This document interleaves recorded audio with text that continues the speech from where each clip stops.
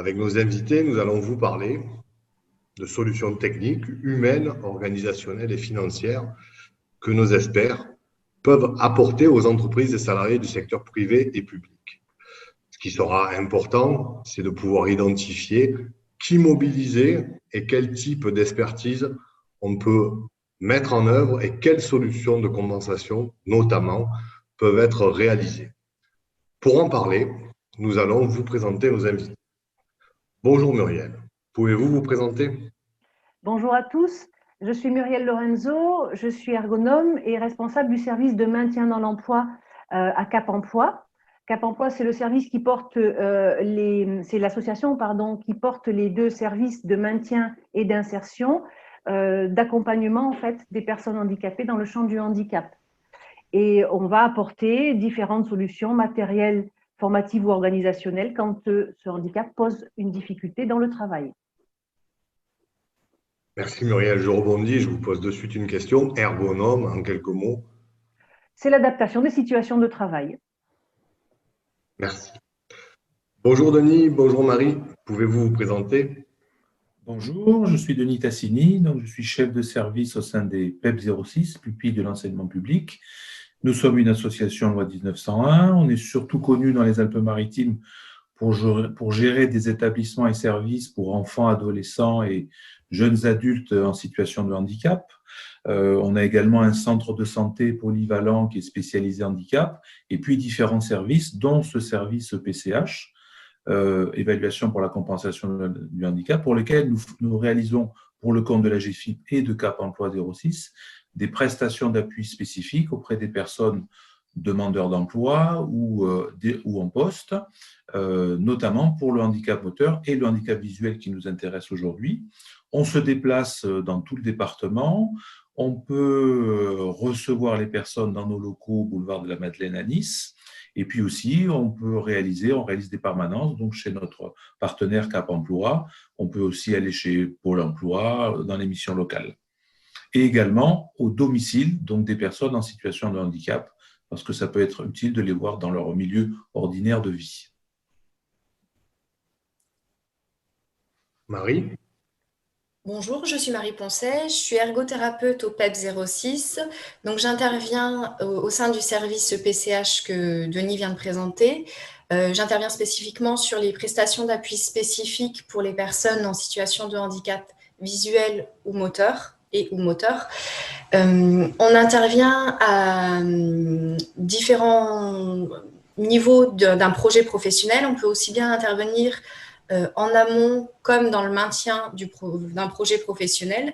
Donc, on peut faire de l'évaluation de capacité comme de l'aménagement de postes de travail. On peut également aussi intervenir en soutien auprès des entreprises et des bénéficiaires pour faire de la sensibilisation aux situations de handicap au travail. Marie, je vais vous poser la même question que j'ai posée à Muriel. Votre métier, ergothérapeute, en quelques mots, c'est? Alors, ergothérapeute, je vais essayer d'être concise. Donc, on fait partie du corps paramédical. Et en gros, on permet aux personnes en situation de handicap de se débrouiller avec leur handicap. L'idée, c'est de trouver des moyens techniques, des nouveaux modes opératoires, des aides humaines pour que les personnes puissent vivre quotidiennement avec leur handicap dans tous les champs possibles, que ce soit aussi bien au niveau du domicile, au niveau de l'entreprise, au niveau social. Vraiment, c'est la sphère globale de la personne. Merci Marie. Bonjour Nathalie, bonjour Audrey. Oui. C'est à vous de vous présenter. Alors, je suis Nathalie Guénaud, directrice adjointe à l'URAPEDA sur le territoire des Alpes-Maritimes. Donc, l'URAPEDA, c'est une association loi 1901 qui s'occupe des personnes donc, en situation de handicap, surdité et maintenant ouvert sur les troubles cognitifs ainsi que sur tout type de handicap, en fait, puisque sur la région PACA, on a des services médico-sociaux, tout handicap, médico-sociaux SAVS, SAMSA, surdité et des CESAD pour les enfants. Et nous gérons aussi donc le service que nous appelons service prestation, des dispositifs pour soutenir l'accompagnement dans et vers l'emploi, donc un peu comme les PEP, ça peut être en amont, évaluation de la situation, repérer quelles sont les difficultés, les compétences et s'appuyer donc sur Tout ça pour permettre à la personne d'aller dans l'emploi et tout ce qui est maintien dans l'emploi. Donc, beaucoup de relations avec le SAMET, hein, puisqu'on est en relation sur toutes les situations. Il y a des allers-retours sur les postes de travail, l'évaluation de la personne dans son environnement. Et nous, donc, comme les PEP, on reçoit donc soit sur Cap Emploi, soit dans nos bureaux à Nice, à Grasse. Enfin, voilà, il y a beaucoup de possibilités pour pouvoir recevoir les gens là où c'est le mieux pour les personnes. Voilà, en résumé. Ben, merci Nathalie. Audrey? Bonjour, je m'appelle Audrey Lambert, je suis neuropsychologue, ou on dit aussi psychologue spécialisée en neuropsychologie à l'URAPEDA. Donc moi, je travaille avec des personnes adultes au sein du service donc prestation d'appui spécifique troubles cognitifs. Et donc j'interviens sur tout le département et nous sommes également, enfin il y a également une autre personne qui intervient avec moi sur le volet insertion professionnelle. Voilà. Alors même question, hein, neuropsychologue, puisqu'on a tous en tête psychologue, on voit à peu près ce que c'est. Neuropsychologue, c'est quoi un petit peu la plus-value ou la différence? Alors, donc moi, en tant que neuropsychologue, j'interviens principalement donc, auprès des personnes pour faire des évaluations, des tests, donc afin de préciser la nature et la sévérité des troubles dont les personnes souffrent. Donc, selon les situations, ces personnes ont déjà eu des diagnostics ou pas. Donc, soit ce sont des premières évaluations, soit ce sont des évaluations complémentaires ou qui font suite à d'autres bilans précédents.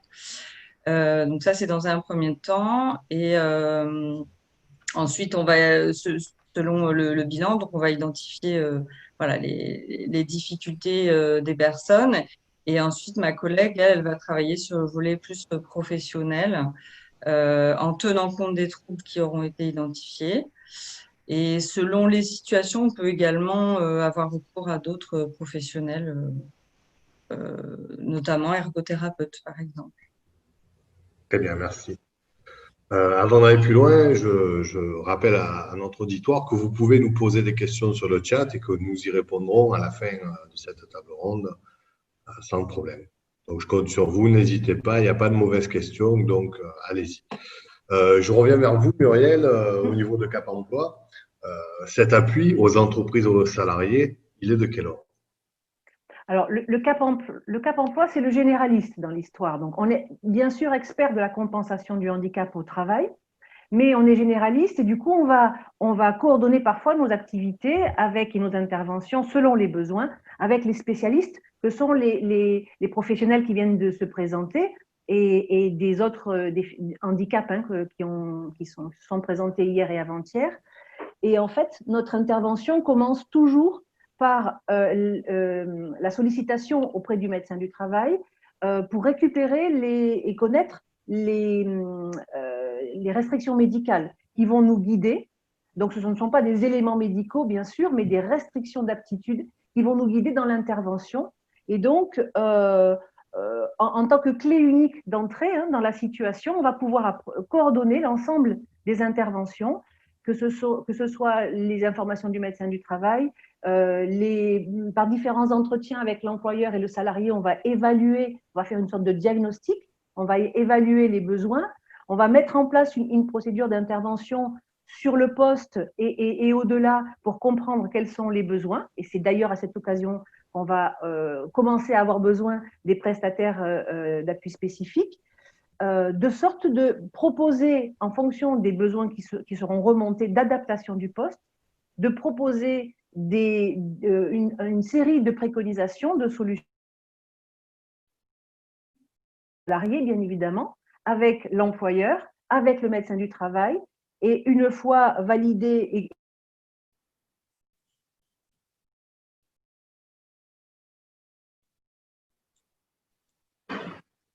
Ah, Muriel, on te reçoit mal. Je disais que la procédure, dans ces grandes lignes, c'est réunir les informations, y compris les informations spécifiques du médecin du travail et des prestataires spécialisés qui se présentent aujourd'hui, les valider avec l'ensemble des parties prenantes et aider à les mettre en œuvre. Très bien. Merci Muriel. Donc les prestations, les prestataires d'appui spécifiques que sont aujourd'hui PEP 06 et l'URAPEDA sur le handicap visuel et les troubles cognitifs. Et hier et avant-hier, nous vous avions présenté les prestataires d'appui spécifiques sur les autres typologies de handicap, donc à savoir le handicap moteur, le handicap psychique, le handicap auditif et le handicap mental. Donc, Marie, je reviens sur le titre de notre table ronde de ce matin, donc handicap visuel et troubles cognitifs. De quoi parle-t-on? Vous, sur le handicap visuel, est-ce que vous pouvez nous dire de quoi parle-t-on? Alors, le handicap visuel, ça peut aller de la non-voyance, donc une personne qui est en cécité totale, à de la malvoyance. Ce qu'on peut avoir régulièrement, on a plus régulièrement de la malvoyance, sachant que le handicap visuel, comme beaucoup de handicaps, reste un handicap invisible que les personnes ont pallié pendant des années. Donc, généralement, quand on arrive sur les situations, tout s'est déjà plus ou moins installé au niveau des entreprises. Mais la malvoyance, ça peut être aussi bien de la fatigue visuelle, un problème de vision périphérique, ça veut dire que les personnes soit ne voient pas sur les côtés, voient comme si elles voyaient dans un petit tube, ou voient même que sur les côtés, mais pas dans le petit tube. Donc, pour refaire l'image, il faut un certain temps. Après, il peut y avoir aussi des problématiques en lien avec l'éclairage. Certaines personnes peuvent être gênées par l'éclairage ambiant. Donc, c'est pas que quand on se dit qu'une personne va avoir une problématique visuelle, on va se dire, bon, bah, il ne voit pas très bien, donc on va essayer de pallier avec des lunettes ou avec une loupe. Mais c'est plus compliqué que ça peut intervenir sur différents champs. Donc, on peut aussi bien avoir des personnes qui vont avoir une myopie, une forte myopie, des personnes qui vont avoir un glaucome, des personnes qui vont avoir une rétinopathie diabétique. Donc, toutes ces problématiques-là vont impacter différemment sur la situation de travail en termes d'handicap visuel. Merci Marie. Audrey, je vais vous poser la même question. Troubles cognitifs, de quoi parle-t-on? Alors, quand on parle de handicap ou de troubles cognitifs, on parle de toutes les perturbations ou tous les dysfonctionnements qui touchent les fonctions cognitives. Les fonctions cognitives, donc c'est par exemple la mémoire, le langage, l'attention, tout ce qui concerne l'attention ou ce qu'on appelle la concentration. Tout ce qui concerne la motricité fine et la construction des gestes, le raisonnement, la résolution de problèmes, voilà, et toutes les hautes fonctions cérébrales qui nous permettent en fait de nous adapter aux situations voilà, dans la vie, que ce soit au niveau personnel ou professionnel. Ces perturbations, donc, elles ont un retentissement plus ou moins important, donc voilà, sur la vie sociale, la vie professionnelle, les activités quotidiennes et donc, d'une manière générale, sur l'autonomie de la personne. Et donc, éventuellement aussi sur les interactions avec les autres personnes. Et en général, donc, pour ce qui est de la compensation, donc on peut faire effectivement un peu de rééducation, mais le plus souvent, c'est quand même des actions au niveau de l'environnement sur lesquelles on travaille, l'adaptation des conditions de travail, l'adaptation des activités, des tâches. Voilà. Et puis évidemment, la sensibilisation de l'environnement et des personnes au travail. Vous pouvez nous préciser quelques noms de troubles? Peut-être aussi ça parlera à notre auditoire. En fait, les troubles cognitifs, c'est complètement transversal. Donc, on peut trouver des troubles cognitifs, par exemple, chez des personnes qui ont un trouble autistique, donc qui vont avoir des troubles, par exemple, de la communication. On peut trouver dans des pathologies de la mémoire, voilà, des troubles de la mémoire. Après, les personnes, par exemple, qui ont eu un choc à la tête, qui ont eu un traumatisme crânien, qui ont eu un accident vasculaire, donc un AVC, en règle générale, ont des séquelles malheureusement. Donc, notamment, très souvent sur les capacités d'attention. Donc, c'est-à-dire les capacités à se concentrer sur une tâche ou à se concentrer sur plusieurs tâches. Donc, voilà, ce sont des personnes qui, quelquefois, peuvent avoir des postes très diversifiés avec beaucoup de tâches variées, beaucoup d'interlocuteurs, et puis, voilà, qui vont revenir après cet accident et qui ne vont plus pouvoir gérer tout ça. Il va falloir retravailler avec elles sur la connaissance de leurs troubles, parce qu'effectivement, il y a un avant et un après. Quelquefois, il faut, effectivement, avec le bilan, du coup, mettre des mots sur les difficultés qu'elles ressentent et travailler avec l'environnement de travail, les collègues, l'organisation, le cadre, les managers, etc., pour que l'employeur puisse s'adapter lui aussi aux troubles de cette personne. Merci Audrey. Les troubles, tout ce qui est dit 10 font partie intégrante Oui, des troubles cognitifs. tout à fait, oui. Très bien. Merci Audrey. Je reviens vers Cap Emploi. Muriel, finalement, quel type de situation vous avez l'habitude de rencontrer en entreprise, même s'il y a évidemment une multitude de situations et une grosse variété de cas. Est-ce que vous avez peut-être des exemples emblématiques ou finalement des situations qui sont assez, pas répétitives, mais assez communes? Oui, il y a des situations assez communes. Si on prend le trouble visuel, dès qu'il y a travail intensif sur les écrans, que ce soit les secrétaires, les employés de banque, les informaticiens, les comptables, on a vraiment le trouble visuel montre toute sa difficulté de par l'hypersollicitation qui rencontre le handicap. Mais c'est vrai qu'on est aussi intervenu pour des troubles visuels, des cécités, en tout cas des malvoyances qui allaient vers la cécité pour des commerciaux, pour des médecins du travail. Voilà. Donc, on est vraiment sur tout type de métier, de statut, d'âge, etc. Sachant que pour le trouble visuel, l'outil informatique, notamment, rend difficile un petit peu la situation de par sa sollicitation. Et en plus, on le voit là, la place que ça prend dans nos outils de travail. Et au niveau des troubles cognitifs, même chose, je dirais. On a vraiment une grande variété de métiers qui sont impactés. On a eu des directrices de crèche, on a actuellement avec Audrey une secrétaire médicale d'un hôpital, un jeune apprenti jardinier en CFA. Vous voyez l'amplitude des situations de personnes qui peuvent justement rencontrer les troubles dont vient de parler Audrey.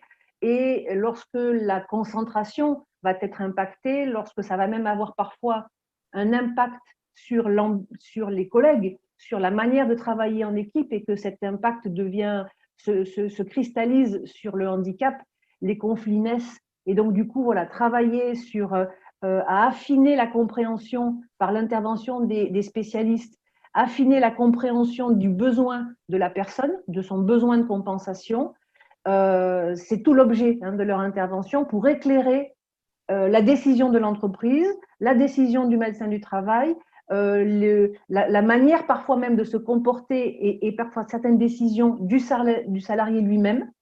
Et voilà, et on met cet éclairage sur la situation grâce à leur intervention pour après repartir sur la gestion globale de la situation.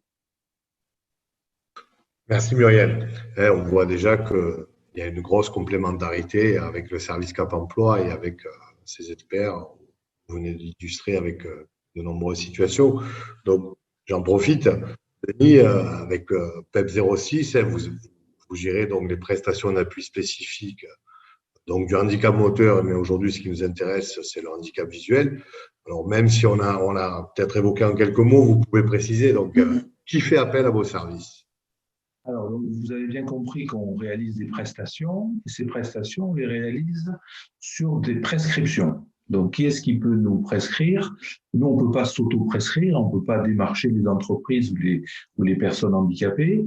Ça ne peut pas être les personnes en situation de handicap en direct qui font appel à nous.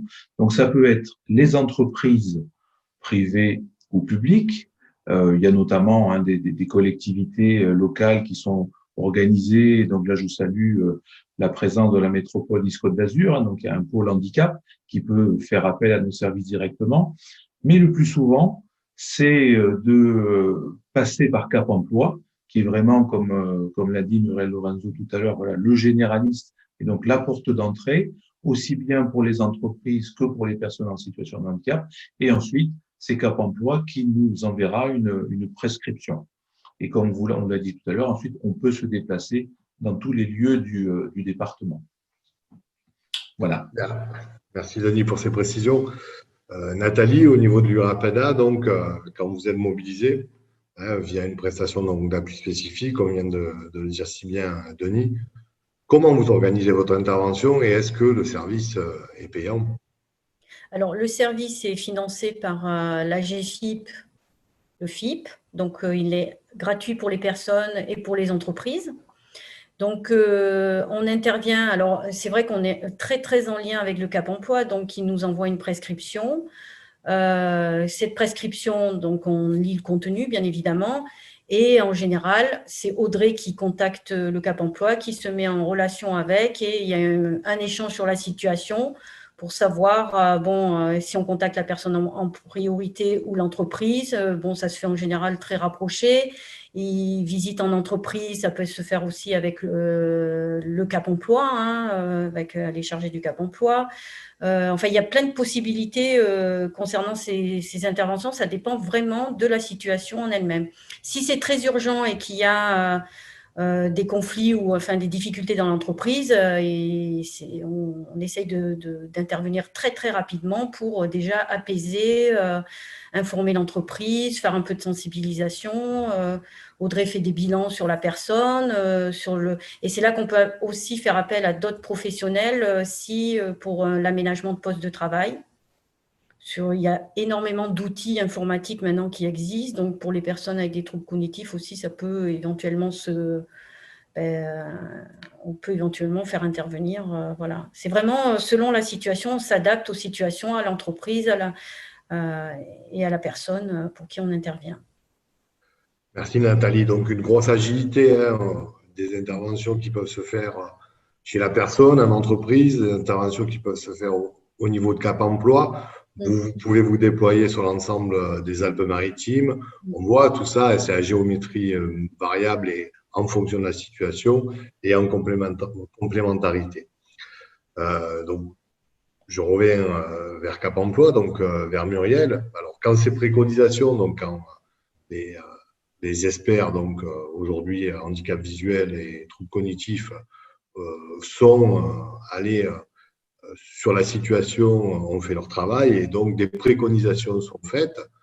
Comment vous vous en emparez? Alors, tout à l'heure, je disais, on est des généralistes, donc on intervient au démarrage de la demande, on identifie le besoin d'intervention de la PAS, il vient d'être fait état de ces prescriptions, elles sont issues d'un diagnostic initial. Et donc, quand les PAS, pour répondre à ta question, quand les prestataires ont fini leur intervention ou en tout cas font remonter un premier niveau d'information avec des préconisations, on sait déjà qu'elles sont validées par le salarié. Ça, c'est une des demandes qui est incontournable. Et nous, on va donc devoir les expliquer au médecin du travail et à l'employeur, de sorte qu'on puisse aller vers leur mise en œuvre. Et ça nécessite quand même parfois de traduire un certain nombre de choses, de concentrer l'information sur ce que l'entreprise va pouvoir modifier et de rendre effective la transformation de la situation pour l'adaptation aux besoins du salarié. Et on va parfois mettre donc en œuvre des mesures AGFIP pour financer telle ou telle préconisation. Parfois, c'est l'entreprise qui va financer telle ou telle préconisation. Et donc, on va articuler tout ça pour qu'au final, la situation de travail soit adaptée tant aux besoins fins qu'on vient d'analyser du salarié que des exigences du poste. Et de trouver cet équilibre entre les exigences du poste et les besoins de compensation du salarié au regard de son handicap. Et nous, on est garant de cette continuité entre le diagnostic initial, l'analyse des PAS des prestataires, pardon, et la mise en œuvre effective pour qu'au final, on réponde aux restrictions médicales. Merci Muriel.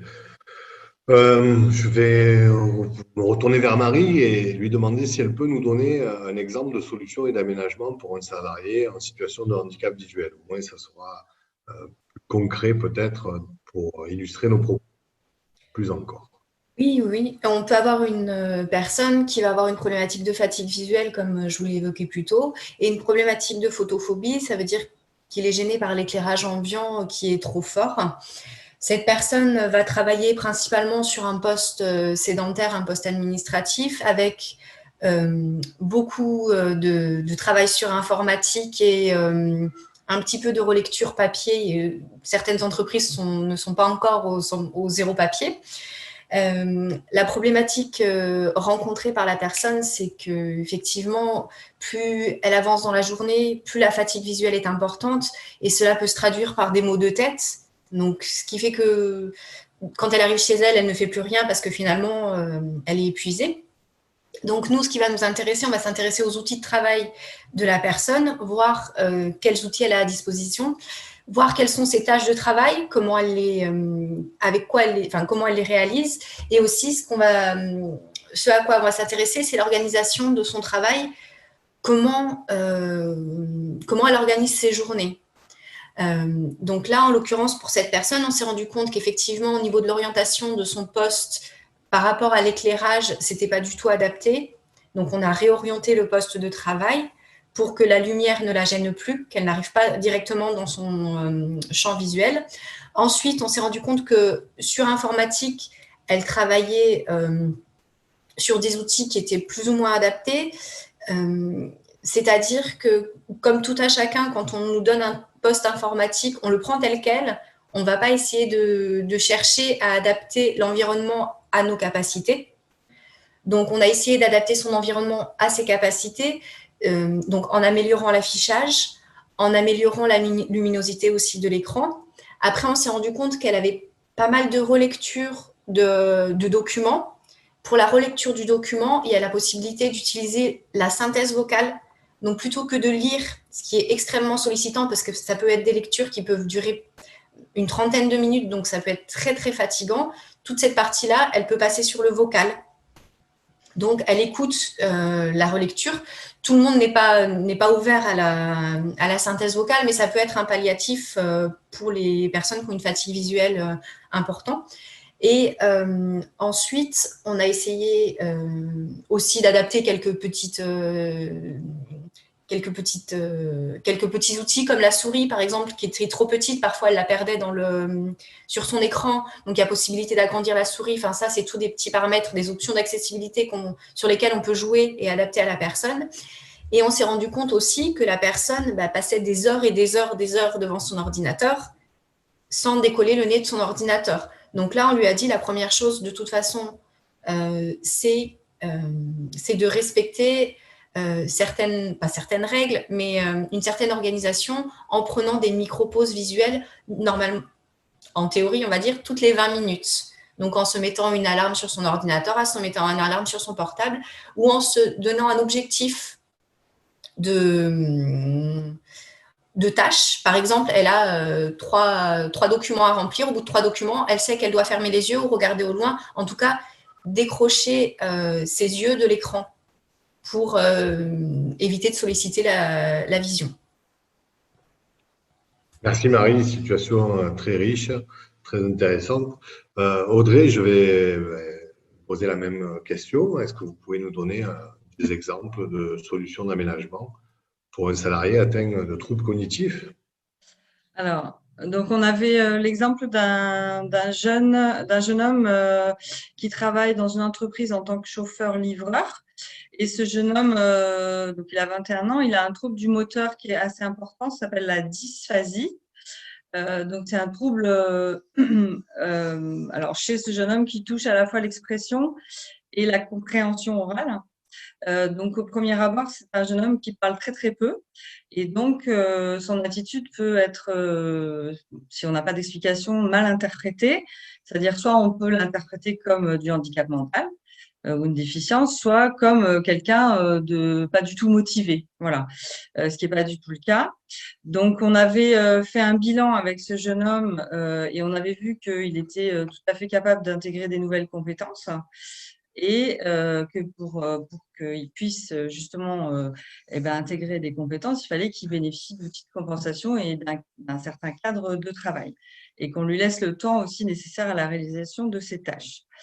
Et puis, par ailleurs, c'est quelqu'un qui n'a pas du tout confiance en lui, donc qui a vraiment besoin de soutien. Donc, à l'issue du bilan, on avait fait un certain nombre de recommandations au niveau de l'organisation de travail, au niveau aussi des supports écrits pour faciliter la lecture. Voilà, donc en général, on fait une liste de recommandations et aussi au niveau des consignes orales, par exemple des consignes simples, synthétiques, éviter des messages informels, voilà, ce genre de choses. Et ensuite, donc vraiment avec son entreprise, on avait mis en place un certain nombre de choses. Alors, d'abord un référent, c'est-à-dire qu'il y avait un monsieur qui était vraiment son référent, son tuteur, qui était là pour lui, pour répondre à toutes ses demandes, ses questions concernant l'organisation de travail, le planning, l'organigramme, les horaires, voilà. Il y avait des réunions tripartites qui ont été mises en place entre ce salarié, son tuteur et nous, voilà, pour lire et expliquer un certain nombre de documents importants liés à son activité professionnelle.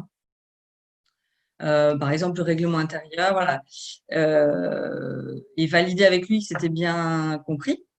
Reformuler si besoin, voilà, ce genre de choses. Ensuite, chaque consigne, chaque modification de tâche sont explicitées par son tuteur avec remise d'un écrit. Voilà, les supports écrits sont adaptés, c'est-à-dire qu'il faut qu'ils soient tapés à l'ordinateur, si possible avec une certaine police de caractère, des phrases courtes, des phrases simples. Il faut valider avec lui qu'il a compris, sinon il faut reformuler, il faut refaire. Ce jeune homme conserve sur lui un carnet de notes pour, voilà, s'il a besoin de noter des choses, donc toujours sur lui. Et donc, nous, on fait des visites régulières sur le site avec son tuteur, voilà, toujours pour être en lien. Et au niveau de son organisation personnelle, on l'a aidé aussi, par exemple, pour s'organiser, pour partir de chez lui à une certaine heure. Voilà, parce que c'était nouveau pour lui. Il est jeune, il a besoin aussi de soutien à ce niveau-là, même si ses parents sont présents. Mais voilà, pour le rendre autonome, l'idée aussi, c'est de le rendre autonome le plus possible. Voilà.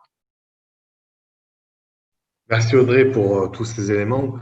On arrive bientôt à la fin de nos échanges. Donc, j'en profite pour vous rappeler que vous pouvez poser vos questions sur le chat. N'hésitez pas, on les prendra à la fin de nos échanges. Et donc, pour conclure, finalement, Muriel, je vais à nouveau vous donner la parole pour Cap Emploi. Et pour faire finalement assez simple pour notre auditoire, donc si je suis une entreprise ou une personne en situation de handicap, j'ai besoin d'un expert pour mettre en place des moyens de compensation, je vous appelle. Oui, j'espère bien. Notre première démarche, ce sera effectivement comme je le disais, de récupérer les éléments de la demande, de bien comprendre comment se formule la demande, bien évidemment faire le lien avec tous les partenaires que sont le médecin du travail, la CARSAT, la MDPH, puisqu'on va avoir besoin peut-être de tous ces éléments-là, vraisemblablement d'ailleurs. Et puis, effectivement, on va dérouler le processus de notre intervention depuis la demande globale, l'identification éventuellement d'une intervention beaucoup plus fine pour évaluer les capacités fonctionnelles de la personne et les besoins de compensation, ce dont on a parlé ce matin. Et on va accompagner, soutenir la démarche de l'employeur du début donc jusqu'à la fin, jusqu'à la mise en œuvre effective, jusqu'à la demande financière, valider la mise en œuvre ensemble. Et on va travailler de façon partenariale comme ça autour de la situation et de la demande initiale qui sera mise en œuvre. L'idée, si vous voulez, c'est que l'employeur puisse se reposer sur nous, le salarié qui puisse avoir des réponses à ses besoins et qu'au final, l'activité continue à se dérouler. Et pour répondre à une des questions que j'ai vues passer et en écho à ce que disait Audrey tout à l'heure, s'il y a effectivement un gros soutien de l'employeur à un moment donné, parce qu'on a besoin d'être quasiment tuteur de la personne, ou on a besoin de passer beaucoup de temps avec elle pour pallier, parce que l'aide matérielle, c'est une chose, mais l'aide humaine, c'est souvent aussi une réponse importante de compensation du handicap. Nous allons à ce moment-là travailler avec l'employeur pour mobiliser des aides financières qui existent, pour ces aides, ce temps passé par l'employeur, pour expliquer, pour revoir, pour checker telle ou telle chose avec son salarié, et que l'activité se déroule jusqu'au bout. Merci Muriel. Oui, vous avez rebondi sur effectivement, a priori, une question de Géraldine, mais que je vais poser puisque c'est intéressant. Donc, merci. Elle nous remercie pour ces exemples qui sont concrets. Et elle demande, est-ce que les collègues et managers ne trouvent pas cela trop lourd au quotidien? Mais je pense que vous avez en partie répondu à la question sur le versant. Effectivement, à un moment donné, il y a un investissement des managers et de l'entreprise, voire des collègues, sur une situation. Mais c'est aussi pour faire émerger des compétences et pour donner de l'autonomie à nouveau à une personne. Donc, voilà, je pense que alors bien faire face. Oui, vas-y. Je disais que bien évidemment, la question c'est est-ce que c'est pas trop lourd? Bien évidemment que ça, on va aller le regarder en détail. Sinon, la situation, on aura beau l'avoir compensée financièrement ou même organisationnellement, si c'est mal vécu par l'équipe, et Audrey pourrait rebondir, si c'est mal vécu par l'équipe, toutes les autres aides, même financières, ne permettront pas à la situation de tenir. Donc ça, on va le travailler, le négocier, l'échanger en équipe et avec la direction et avec le salarié. Mais on va soutenir aussi tout ça avec les aides. Ouais. Dans le sillon de la première question, pareil, Géraldine nous demande pourquoi l'entreprise accepte d'avoir une personne qui ne peut pas être autonome. Alors, ça, normalement, le salarié, il a une vie avant le handicap. Donc, il était parfois, dans un grand nombre de situations, en activité. Il a montré ses compétences. Il a toujours des compétences à exprimer dans l'entreprise. Il a une expérience professionnelle. Il a un savoir-faire avec notamment beaucoup d'ancienneté pour la plupart des gens qu'on accompagne. Et puis, il y a, bien évidemment, comme pour tout autre salarié, des liens importants qui se tissent. Quand le handicap arrive, plutôt que de jeter ses compétences, cette expérience, cette relation humaine, on va essayer d'identifier les moyens de compensation pour permettre à cette personne, à son ancienneté, à son expérience, à son savoir-faire dans l'entreprise. Parce que l'idée, c'est aussi de permettre à un employeur de garder une compétence, de garder un savoir-faire qui n'est peut-être pas d'ailleurs facile à trouver. Et quand on cumule savoir-faire et expérience, on a vraiment c'est un apport important, c'est une richesse pour l'entreprise. Oui, puis Muriel, je précise aussi que tu l'as dit en filigrane, mais la situation de handicap, des fois, elle survient d'un coup. Malheureusement, les accidents de la vie, un AVC, ça peut arriver, un salarié qui est là depuis 20 ans, 30 ans, installé, un accident tout autre, mais aussi sur des troubles invisibles, puisque on sait aussi que sur les troubles 10, donc notamment la dyslexie, etc., il y a beaucoup de personnes qui n'ont pas été identifiées comme ayant des troubles, et pour autant, ça les limite dans leur activité professionnelle, et le fait de venir mettre des mots et de trouver et d'identifier ses besoins et les conséquences sur l'activité, ça permet de compenser. Et là, même, ce sont des situations où finalement, c'est un appel d'air, c'est de l'oxygène pour la personne qui peut même déployer son employabilité et aller encore plus loin sur sa trajectoire professionnelle. Voilà, a priori, on n'a plus d'autres questions. Géraldine qui vous remercie pour les réponses qui sont très claires. Je voudrais juste rebondir une toute petite seconde. Hier, j'étais dans une collectivité territoriale pour une situation qui est suivie par Marie, et la chef de service exprimait, là encore une fois pour répondre à la question, exprimait comment toute l'équipe, je vois Marie faire comme ça, parce que toute l'équipe est autour de la situation de ce monsieur, et il y a une force qui se dégage de cette entraide collective qui a pour objectif en premier lieu d'aider cet agent, qui fait vraiment une force extraordinaire dans l'équipe pour la globalité des agents. Et il est hors de question pour l'équipe que ce soit qu'il soit pointé comme une personne qui manque d'autonomie ou qui, au contraire, on a un rôle social aussi dans l'activité de travail. Enfin, voilà, c'était très prégnant hier en tout cas. La fameuse responsabilité sociale et sociétale des entreprises. Et c'est vrai qu'une étude faite par France Stratégie de tête il y a quelques années montrait que ne pas avoir une politique ressources humaines basée sur la diversité et donc la différence, c'était a priori 14 milliards en moins de PIB pour la France. Donc ça veut dire aussi que la différence et la diversité, c'est une richesse pour déployer des services, pour mieux comprendre les attentes et les besoins de chacun et finalement pour être aussi en responsabilité et pour être aussi efficace dans ses tâches professionnelles. Ouais, merci à tous nos invités, merci pour ces échanges.